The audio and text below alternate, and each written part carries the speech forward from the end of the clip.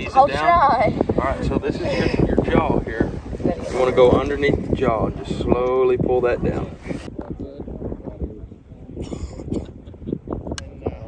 Got it. Got it. Now that's a hair trigger, just like on a rifle. It's a don't go pet the masked kitty cat here, because he won't pet back.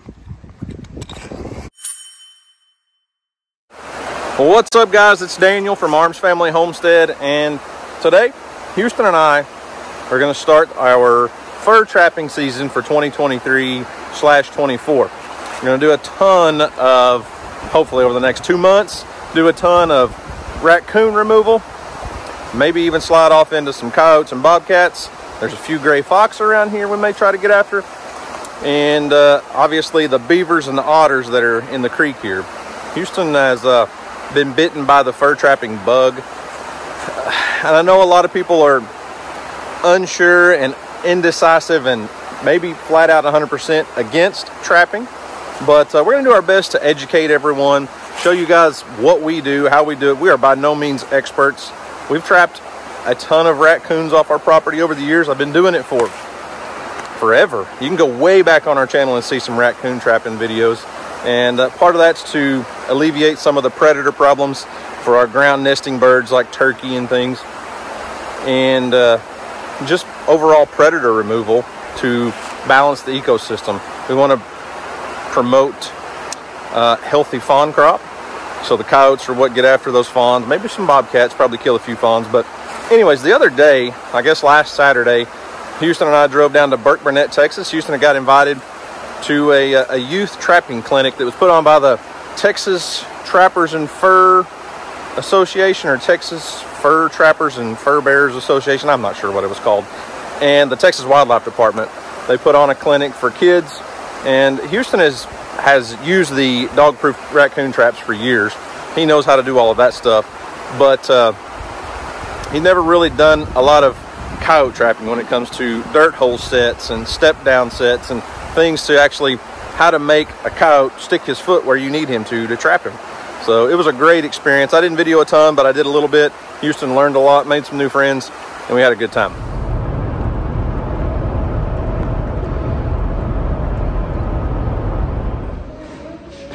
Underwater, you're kind of wiggling into the mud a little bit. You want this crap to be steady where it's not rocking. When they step on it, something's moving. It's got segments on it. That's how we know it's bobcat, but that's what we're looking for. Everybody sees that. He come in and stepped right there. There's the jaw of my trap, and the pan is right there, and he stepped right there. That's my fault, because I didn't put it where he wanted to put his foot.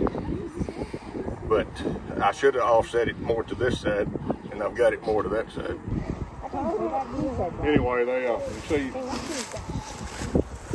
that all wadded up for y'all set that or not? No, not quite that bad. Yeah. You can see where you got the fur up on the stand.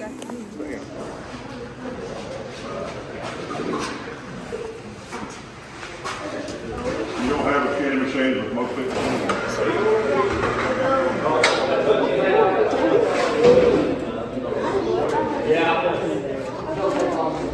Houston, I think they cooked lunch just for us. Yeah, I do. Fish and fries, can't go wrong, huh?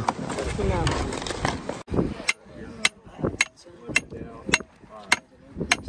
Get it in, I will drive it.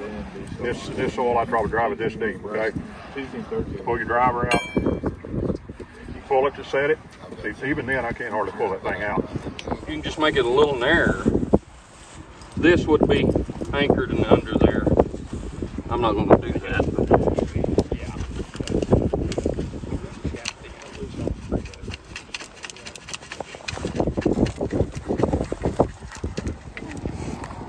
You want to dig like they were about that far back, so if you want your pan right here, dig a hole about right there.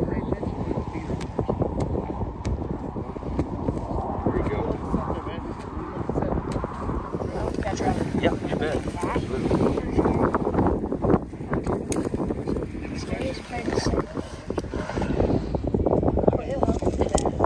Okay, there you go. I got it. Set the trigger. How do I do it? Flip it over the jaw, and then What'd you jump for? Raise that pan up. Oh, this is the pan. Raise it up. Okay. There you go. I'll try to ease it down. Try. All right. So this is your jaw here. You want to go underneath the jaw and just slowly pull that down. This is probably gonna be scarred. That's this part. Real slow, and it'll click. Got it. Got it. Now that's a hair trigger, just like on a rifle. It's a hair trigger. They don't have to push it down very far. Oh, there you go. Think about where your trap's at, though. You don't want to step in it, fall in it. The hand is heavy, huh? Yeah, it is. I kind of want to do it again.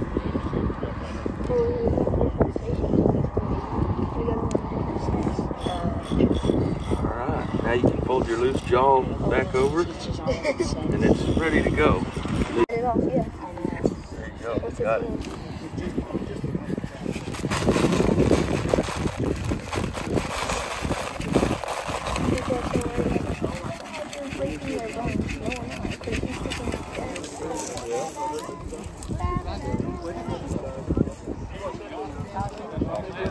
So trapping is, as I said the other day, has been a family history thing for me. My grandpa, after he retired, basically was a full-time fur trapper. You know, back 30 years ago, furs were worth a lot more than they are now, and there's no doubt raccoon furs not worth a whole lot. Raccoon, possum, they're not really worth a lot on the fur market. Bobcat can be worth some money, but the coyotes, not so much. But Houston wants to learn a little bit, basically, of our family history. He wants to be able to go out here, trap these animals, remove them from the ecosystem, balance things out a little bit better, protect those fawns, protect those turkeys, and make our properties better. That's the goal. But part of it is he also wants to learn the business side of it, and I want to help him. Obviously, there's not many people out there making a living selling furs like there were 30 or 40 years ago.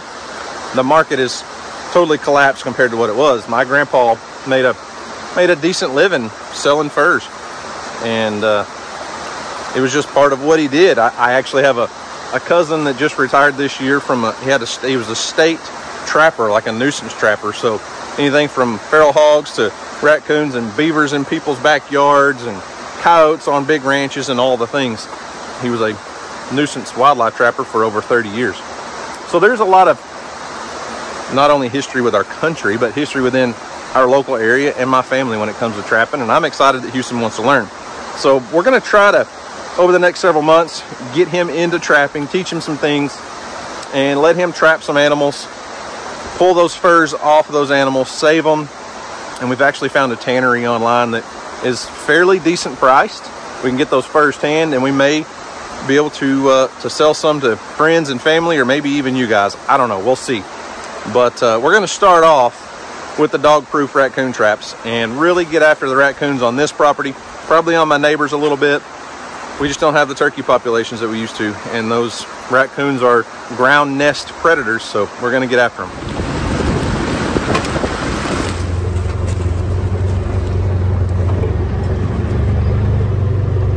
You remember how to set these traps? Yeah. All right, that's your deal, man. I'm just going along for the ride. We're going to set out several of these dog-proof raccoon traps tonight, and then come back and check first thing in the morning. We bought a dozen. Houston got one for free at the trapping seminar the other day, and we had a few. Well, I had several around. Some of them have rusted out over the years, but I think we may set out 8 or 10. I'm not sure. We'll see. But we're going to start off over here by the pond because we've got a game camera up over here, and we know there's at least 4 or 5 raccoons using this one area. All right, Houston, show us one of these dog-proof traps and tell me what you know. We got one. We got a couple different styles. There's a lot of different manufacturers of dog-proof traps. This is the one that Houston got for free the other day at the trapping seminar. So it's a little bit different. It's a step-on trap. And then we have this one. Do you have the piece for it? The setter? Yeah, the setter. Let's put it in your bag. Oh, you did? It's right there. Okay. So this is just a different type of it. It's like some piece. I don't know what it's called. It's just a trap setter. Yeah. You don't have enough hands. Let me... Listen, dude, I can't see what I'm doing. You're folded down over the trap. There you go. Let off the pressure. There we go. All right. So that's how you do it. And then the raccoon or whatever sticks its paw down in there. Whenever it brings it back up, this part right here, this part right here, right there, goes into it right here. Yep, it just clamps down. Uh-huh. It's hard for me to do this one-handed and holding the camera. You do that. So when it's armed, it's like that. And when it trips it, just put your finger in there. I'm good. Okay. It just clamps down onto the raccoon. This one's a little easier for Houston to set because you just step on it.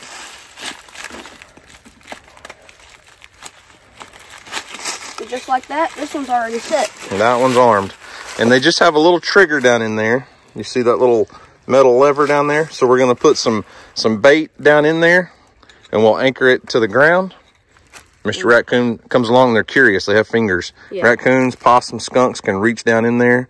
And grab it, and then whenever they grab it and pull their hand up, that's when they get caught.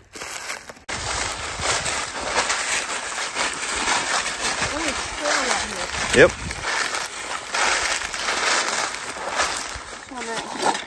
So some of our traps have a cable set up on them, but most of them are going to be staked out. So instead of wrapping that cable around a tree, most of ours are just going to be staked out on the ground. But he's going to start with this one. This is his step-on dog-proof trap. Where are you going to put it? Probably right here, I think.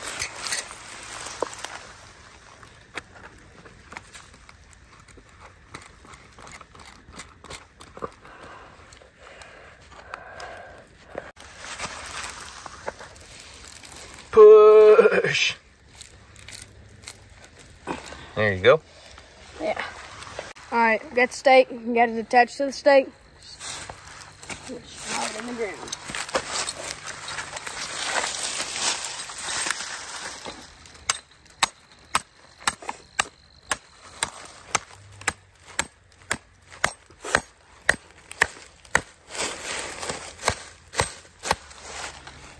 You think a raccoon can get it out? Nope. All right. We got to set that one. That one's not set.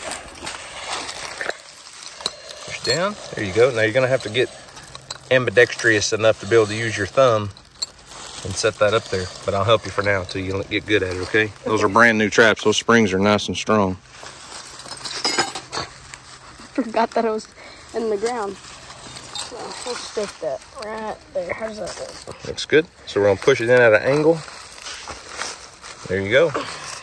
And we're going to put the food in there after we get all of them done. Yeah, we're going to set out 3 right here in this area because we know there's several raccoons using this spot. By the way, these are dog-proof traps, if y'all are curious. So, if bear gets out, goes roaming around, he won't get caught.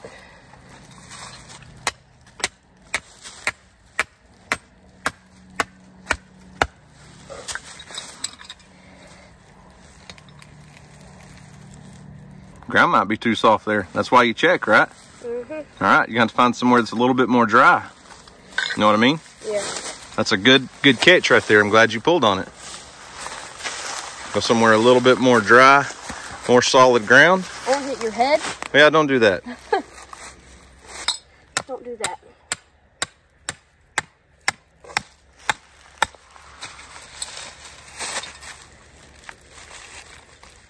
I think we're good. There you go.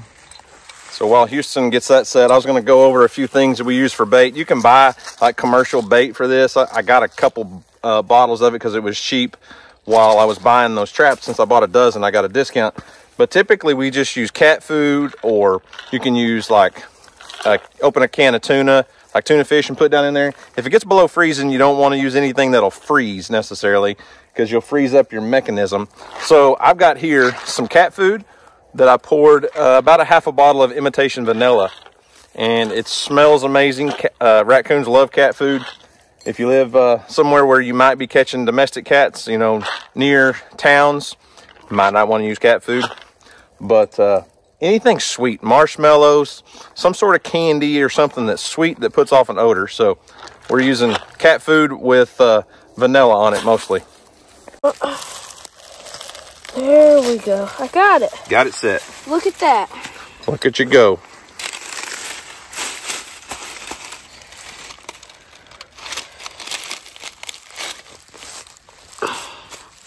Perfect. Right now we're going to use this one, and then on the next trap we'll use the vanilla one, and then we'll add both of them together on the third one. You think we're going to remember all that and what's where? No, but it's worth a shot. We have it documented on video. Yeah. That's probably plenty. You just want enough bait in the bottom of it to where they have to reach around that mechanism. And a lot of times I'll sprinkle a little bit on the ground like Houston's doing, just so the smell's there. We're not going to use any kind of, you know, trapping lure as far as urine or anything like that. These raccoons are already in the area looking for something to eat, and we're going to help them out with that, huh? Yeah.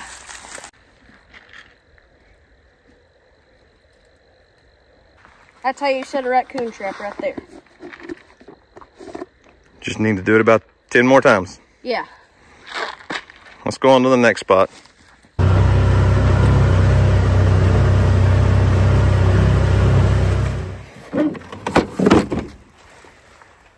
How many are we going to set here? I'd do 3.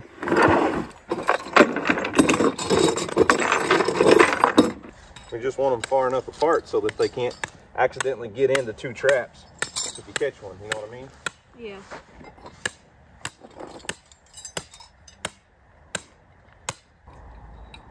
Looky there. Just use my knee.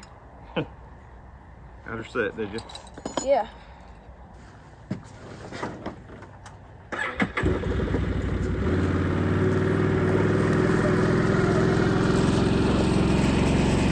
We have also, this season, we were dell hunting, I think, and there was a bobcat walking down this fence line. So whenever we get the right stuff to trap bobcats and coyotes, we're going to be doing it. Oh, I forgot my gloves. There you go. Push it a little bit more down. Push it down a little harder. Yeah. Clever. There you go. Oh, you're so close. You're so close. No! You're struggling. Oh, look at you struggling. I can't. Here, I'll help you. I got it. There you go. Bait her up, and you'll be ready to move to the next one. That'll work. Charlie, you want to race? Let's go, buddy. Come on. Come on, Charlie.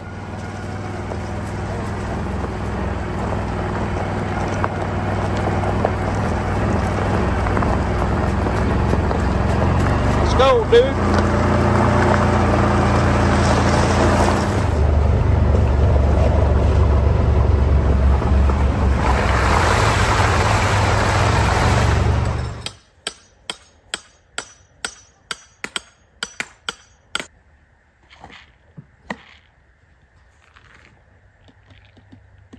All right, we set out 13 dog-proof raccoon traps, and my guess is we catch 5 raccoons. 5? 5. I'm betting 5 tonight, first night. Sounds low. Yeah. You gonna be a little bit more optimistic? What's your guess on 13 traps? I'm probably gonna go with like 8. 8. 7 or 8. 7 or 8, and I say 5. So we'll see who wins in the morning, I guess. So while we wait on these raccoons to do raccoon things tonight, I have something that I've been testing out for a while that I want to show you guys. And it's something that I've never owned, and that is a thermal monocular. Not really a thermal scope. A scope would be mounted on a rifle. This is just a monocular. And I had a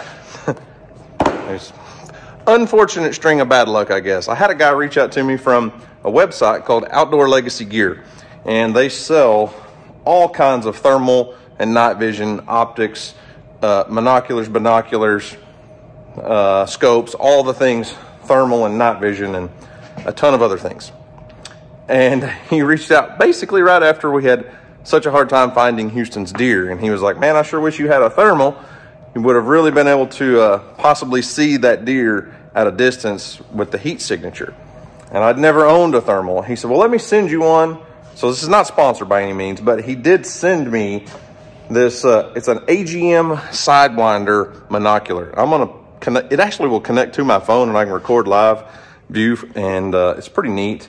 But there's a ton of uses around the farm. I can go out at night and look for predators in the trees. You know, if there's raccoons or, you know, any sort of predator, you can check on the animals. I can come outside at night, complete darkness, and check on all of my livestock. And it's really cool to see. Like, it's a thermal image. It's not true night vision. So I can use it in the daytime and still pick up heat signatures. So had we have, you know, had any better luck during deer season this year, I had that after, you know, a few weeks after Houston shot his big buck with a crossbow that took us 2 days to find. Had we had that, it might have helped, but I really wanted to use it to help locate some wounded deer, deer that had been shot throughout the season, but didn't get to do that, at least not yet. You have to be careful, though. You have to know your laws in your state. In Oklahoma, you cannot be in the woods. You can't be hunting while in possession of one of these. So you can go in the woods and track deer or look or do whatever you want to do, but you can't have a legal means of take. So if you have this and your bow or this and your rifle, you're wrong. Can't do it. But I'm going to flip this thing on and record some video for you guys. It's really cool to see. Okay, so the first thing I'm going to do is just walk straight out and take a look at the house. So as you can see, everything is completely lit up at night. Now, we can switch through several modes. We've got black hot, so anything that you see as black is where heat is. So around that window, there's heat escaping. You can see the logs putting off a little bit of heat that they absorb throughout the day. Go up here, the truck, see the black hood, different mode. Fusion, now that one's going to show you any heat escaping from your home or things. There's a cat sitting on the porch swing. You see her? Man, that's on black hot right now. I mean, you can really tell a lot when it comes to animals on the black hot. There's the fusion. Scroll over here and look at some ducks. I'm gonna have to focus it a little bit. I'm trying to hold a phone in my hand to help record the audio. This thing will record video and audio, but the audio is horrible, so I'm kind of double recording for you guys. So chickens, that's a turkey right there. Switch to different modes. When you go to black hot, you can see the only heat signatures are their face and their feet, and that's why they sit down on their feet, so they keep their feet warm. So let's zoom out here. Now let's say bear. Where's bear? Where'd you go, bear? Bear dog? Oh, hush. I think Bear's he's in the barn. I had him out here talking to him a minute ago. Bear! Anyway, so let's say Bear, who is not wanting to cooperate, he's just laying there. Look at him. I see you yawning. Let me switch modes. If I go to black hot, oh, that was black hot. There's white hot. Zoom in. Yeah, Bear's not being friendly. He's staying over there with the goats. Anyway, so if Bear was out here after a predator, and we could hear him in the trees, or hear, you know, see Bear barking, hear something up in the trees, you could really check out and see what's up there in just a matter of seconds. So there's RJ. RJ, you don't put off a lot of heat, man. You're pretty efficient. You know that? Dang, bro. Back up. You're too close, man. Here, I'll back up.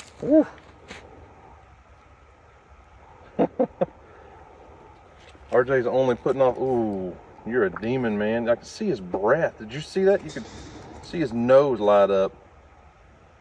Okay, that's not what I wanted to show you. Let me fix my focus here. Got distracted by RJ. I want you guys, let's scan across here. We're in black hot.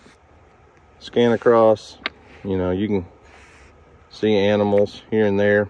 Okay, let's get to my shop. You can see where the back portion is just a covered barn that's not heated. You see those black lines running left and right, running horizontal? It's where all the screws are that are where the sheet metal is screwed into the steel, because it's a metal pole, you know, metal pole barn.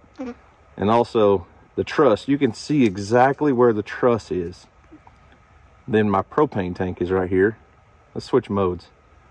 See all that? We just had the propane tank filled, and you can tell. But as I scroll through the different modes, I see where our inefficiencies are in the building for sure. RJ, buddy, where'd you go? I gotta back up so I can see you. RJ, the demon. Okay. All right, I could do this all night, but I'm gonna bore you guys. So anyways, yeah, I can tell we filled up the propane tank. It's completely topped off. I don't know that everyone needs a thermal optic or thermal binocular, but it's pretty cool. And I can see a lot of really handy uses around the farm outside of being able to track wounded deer and things like that. It's pretty stinking cool, I'm not gonna lie. These things can be a little pricey. Thermal imaging can be expensive, but you can spend any budget, whatever your budget is. There's all kinds of different options. But anyways, just something, they sent that to me. It's not actually mine. I'm gonna keep it for a while, send it back, may get a different one. We'll see where it goes. I was really hoping to get to track a deer or two with it this year, and maybe help locate some deer that other folks had harvested and couldn't find. But we didn't get the opportunity, at least not yet. So maybe we will before the end of the year, who knows. So it is pretty cool. OutdoorLegacyGear.com. I'll leave a link to their website in the description box down below if you're in the market for a thermal or you're just interested in checking them out. A lot of states allow nighttime predator hunting with thermals. Oklahoma, we can hunt hogs, and it's a ton of fun going out at night, getting in and amongst a big group of pigs with a thermal scope on a rifle. It's fun. But anyways, I'm gonna go in the house and go to bed and get up in the morning and start all over and go check our traps. All right, here we go. Next day. Yeah. Let's go see. My guess was 5. Your guess was 7 or 8. Yeah. Not sure how you got 2 guesses, but we'll see. Yeah. All right, pulling up to our first spot. Let's go see what we got.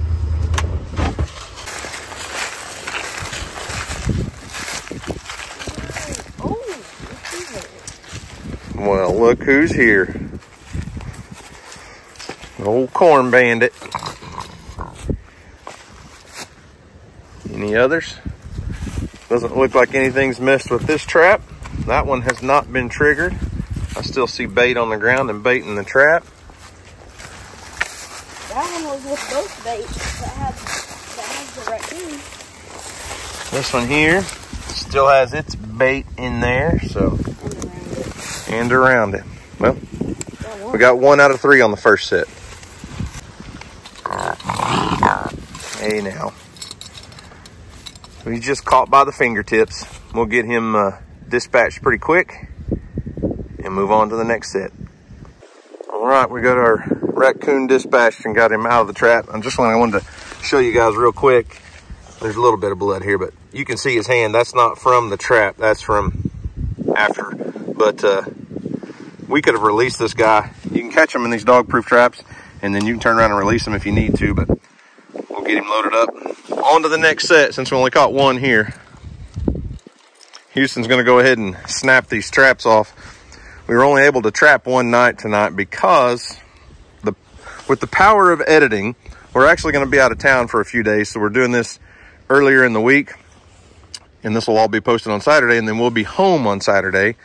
But we're not gonna leave these traps set while we're gone. That would be horrible. By law though, you have to check them once every 24 hours. So that one's released. And all we gotta do is rebait them when we get back. You're skinning all these coons today, right? Since you learned the other day? Isn't that how it's supposed to work? I don't skin all of them. Oh, you might need a little help? Yeah, just a little bit.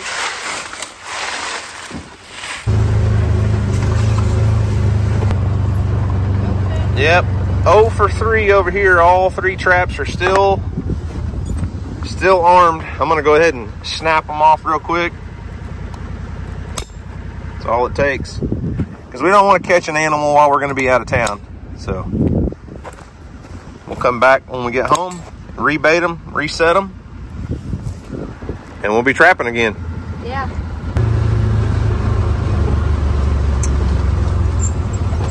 Well, did we catch anything in the ditch? No. I have to go see. All right, at least have to go over there and check them and see if we had anything come to them and snap them off. Yeah. Well, nothing touched that one. There's still bait in it. Still baiting that one? Yeah, they're still baiting this one.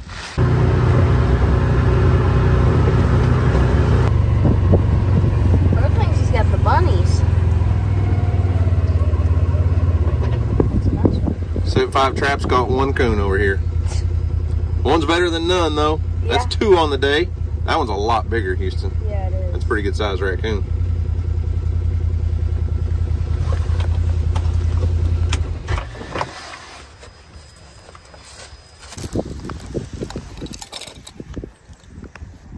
He's a little bigger than the last one. Not a giant. Definitely not friendly. Don't go pet the masked kitty cat here, because he won't pet back. All right, let's get him taken care of. He's dead.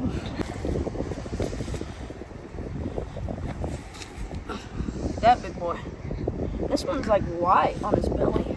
Oh, white. Let's go put him up.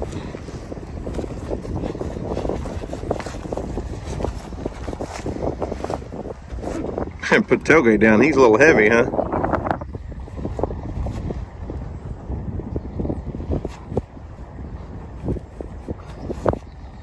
He's a lot bigger than the other one.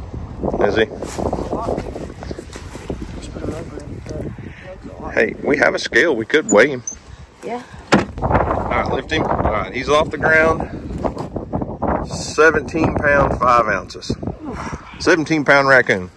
Not a giant, but you know, honestly, I don't know that I've ever weighed a raccoon around here. So, so far right now, your PB raccoon, 17 pounds, 5 ounces. Yeah.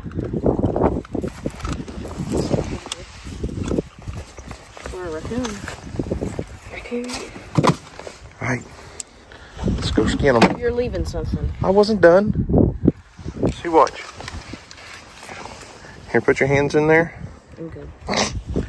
All right, Houston and I got his first 2 raccoons skin out. Pick that big one up and show us. So the next step really would be to flesh these guys out. We've got them, skinned and cleaned up. I'm gonna go ahead and wash that one. It's got a little bit of blood on it. But we're gonna roll these up and put them in the freezer. We're not gonna be putting them on a board and fleshing them and drying them. I just don't have all the equipment for that yet, and I don't know that we want to get that deep into it. But we did find a tannery, like I said in the beginning of the video, that will take these just like this, frozen, and tan them for Houston. So, you ever had one of your own hides tanned? No. Have you ever had your hide tanned? Do you even know what that means? Sort of. Okay. Well, my hair's already kind of tan. No, I was talking about your hide tan. So the old timers, when they said, I'm gonna tan your hide, that meant that you were in trouble and they fixing to whoop your butt. Oh. But anyways, 2 raccoon hides.